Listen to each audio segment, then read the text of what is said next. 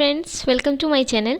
आज की वीडियो में हम डिस्कस करेंगे सम वन लाइनर जो क्वेश्चंस हैं, क्योंकि आपका अभी एडीएन एसीएफ का एग्ज़ाम है, तो इसके लिए जो भी इम्पॉर्टेंट क्वेश्चंस हैं बेसिकली हम उसके बारे में डिस्कस करेंगे। तो हमारा फर्स्ट है यहाँ पे क्वेश्चन कि the term of ecology it is derive from. जो इकोलॉजी टर्म है वो कहाँ से डिराइव किया गया है? इकोलॉजी जो है आपका ऑइकस, जिसका मीनिंग होता है होम, यहाँ से डिराइव्ड हुआ है। ठीक है, तो कौन से टर्म्स से ecology oikos that means home. Second जो है वो क्वेश्चन है the percentage of incoming radiation that is reflected is called.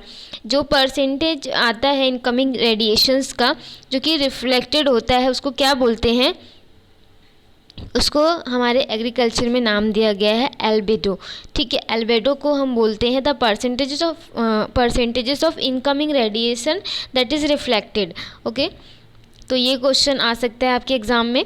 Third question है where the photosynthates accumulate it is called. जहाँ पर जो फोटोसिंथेट्स रहते हैं, एक्यूमुलेट होते हैं, उस जगह को क्या बोला जाता है? तो जैसा कि आप सिंक एंड सोर्स वाला कॉन्सेप्ट जानते हैं, तो जो भी फोटोसिंथेट्स जहाँ पे एक्यूमुलेट होते हैं वो वाला पोर्शन रहता है उसको हम सिंक नाम से जानते हैं। ठीक है, देन फोर्थ है the concept of the ideotype it is was given by. तो जो एडियोटाइप भी बोलते हैं कई लोग इसको, और आइडियोटाइप भी बोलते हैं, आपको जो लगे आप बोल सकते हैं, दोनों ही सही हैं। तो आइडियोटाइप का जो कॉन्सेप्ट है ये सबसे पहले डोनाल्ड ने दिया था, वीट के क्रॉप में दिया था। क्रॉप का नाम भी मैं बता दी थी, वीट में दिया गया था, गेहूं में डोनाल्ड ने दिया था, 1968 में दिया था। आइडियोटाइप मतलब एक आइडियल मॉडल, मतलब आइडियल बायोलॉजिकल मॉडल होता है किसी भी क्रॉप का या किसी जो वेराइटी है प्लांट है उसका, जिसमें कि जो रिक्वायर्ड आइडियल जो फीचर्स रहते हैं वो प्री प्लान तरीके से डिज़ाइन किए जाते हैं। Okay, now fifth is that competition. जो आइडियोटाइप्स दे आर सुटेबल फॉर, यहाँ पे डिफरेंट टाइप्स के आइडियोटाइप्स रहते हैं। ठीक है, आइडियोटाइप्स को डिवाइड किया गया है, तो उसका ही एक टाइप्स है कंपटीशन आइडियोटाइप।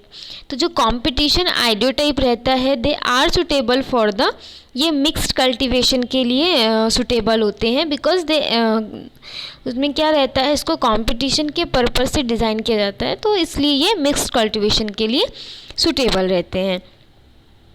नाउ सिक्स्थ है हमारा agro climatic regional planning in India was initiated in 1988 by the planning commission.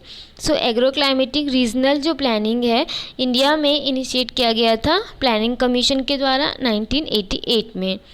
Now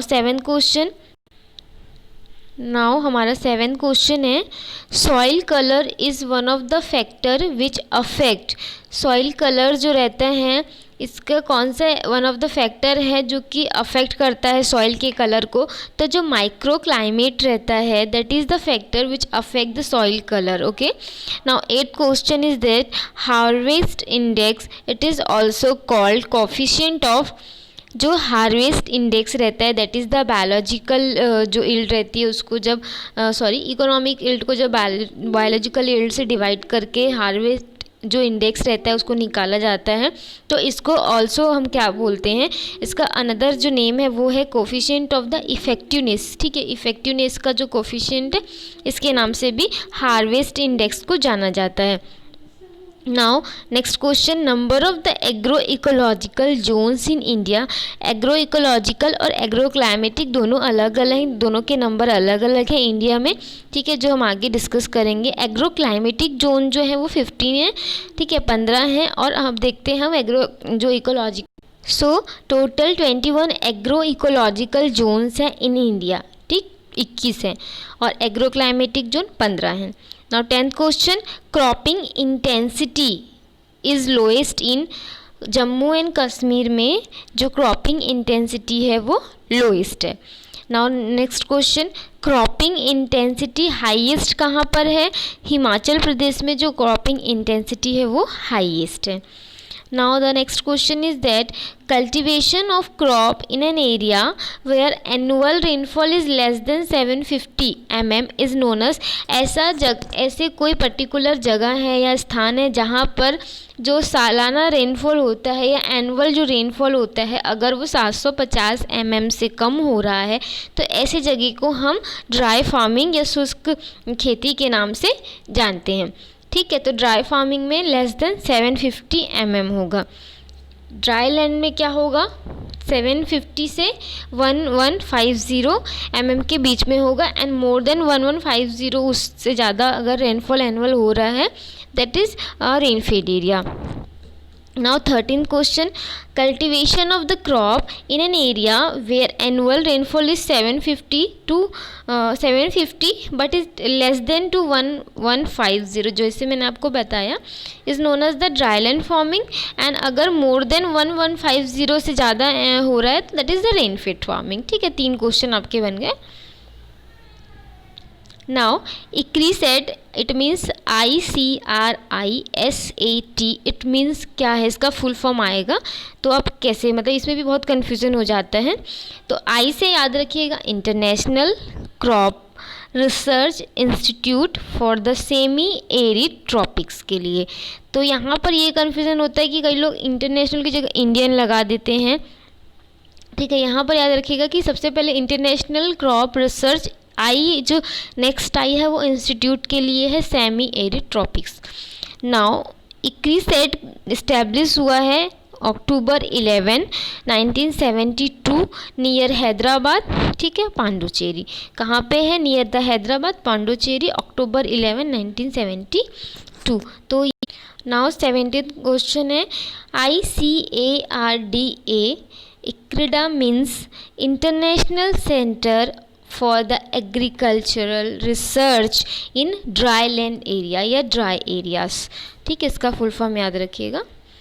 and ये जो है एलेप्पो साइरिया में है, 1977 में इस्टेब्लिश हुआ है। ठीक, now cultivation of the crop along the contours of slope it is known as the contour cultivation. Question का आंसर क्वेश्चन में ही है, कंटूर कल्टिवेशन बोलेंगे अलॉन्ग द जब स्लोप करेंगे तो। नाउ सो 20th क्वेश्चन है हमारा, ऐसा कौन सा मटेरियल जो हम सॉइल सरफेस पे अप्लाई करते हैं जिससे हम एवापोरेशन को कम करते हैं और साथ ही साथ सॉइल वाटर को इम्प्रूव करते हैं। तो इस टाइप का मटेरियल सॉइल मल्चिंग कहलाता है। और ये मल्च मटेरियल जो होते हैं डिफरेंट टाइप्स के मल्च यूज़ किए जाते हैं। पॉलीथीन को भी मतलब एज अ मल्च यूज़ करते हैं। इसके अलावा ये पॉलीथीन भी डिफरेंट कलर्स में आते हैं। एंड इसके अलावा जो पैरा रहता है, लीव्स रहते हैं, जो क्रॉप्स के रेसिड्यूज रहते हैं, इनका यूज़ भी किया जाता है मल्चिंग मटेरियल के रूप में। Now the soil mulch is also known as the soil mulch, जो मल्च रहता है इसको डस्ट मल्च भी बोलते हैं। 22 क्वेश्चन है यहाँ पर, if the soil surface loosened it act as a mulch in for the reducing the evaporation it is known as the। ठीक है, जब सॉइल क्या होता है, सॉइल की सरफेस लूज़ हो जाती है तो ये खुद भी एक मल्च की तरह काम करती है। किस प्रकार से ये क्या करती है, रिड्यूस करती है एवापोरेशन को। तो इसको हम क्या बोलते हैं, इसको हम सॉइल मल्च बोलते हैं या फिर सॉइल मल्च को हम क्या बोलते हैं, डस्ट मल्च भी बोलते हैं।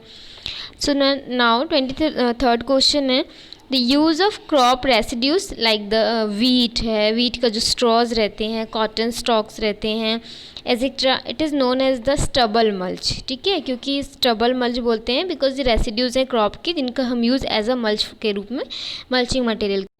और जब हम स्ट्रॉ का यूज़ करते हैं एज अ मल्च के रूप में तो इसको स्ट्रॉ मल्च बोलते हैं।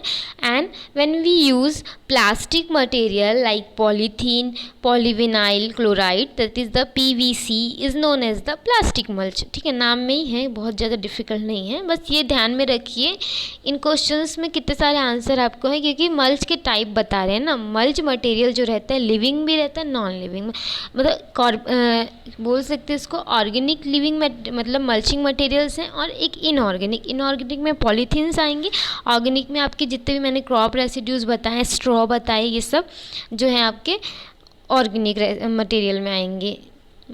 Now 26 question, require preparatory tillage is known as the arable crop. कौन से क्रॉप्स में मतलब हमको प्रिपरेटरी टिलेज की नीड पड़ती है? तो जितने भी एरेबल क्रॉप्स रहते हैं जैसे कि पोटैटो है, राइस है, मेज है, ये सब में, ठीक है।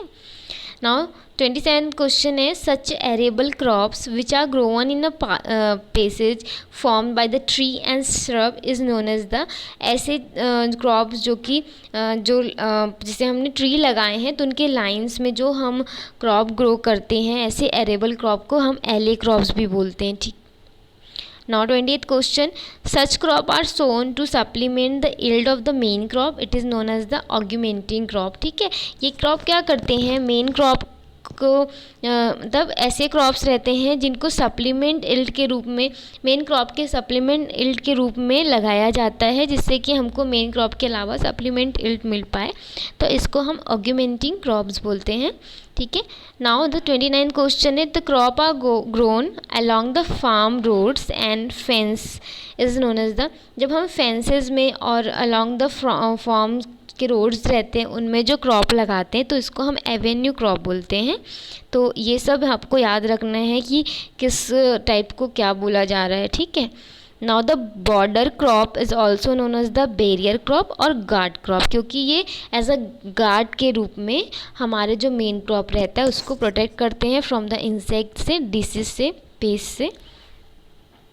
31 क्वेश्चन है break the continuity of agro ecological situation of the field under the multiple cropping system, it is known as the break crop, ठीक है। जहाँ पर हम एग्रो इकोलॉजिकल की जो कंटिन्यूटी रहती है उसको ब्रेक करते हैं फील्ड में, ठीक है, किसके द्वारा, मल्टीपल क्रॉपिंग सिस्टम यूज़ करके हम दिस एग्रो इकोलॉजिकल कंटिन्यूटी को ब्रेक करेंगे, तो ये कहलाएगा ब्रेक क्रॉप्स। तो आज की वीडियो में 31 क्वेश्चन डिस्कस किया हमने, तो इसको आप याद रखिएगा क्योंकि इसमें से हो सकता है आपके 1-2 क्वेश्चन आ रहे हैं एग्ज़ाम में, तो ठीक है। तो आज के वीडियो में इतना ही डिस्कस कर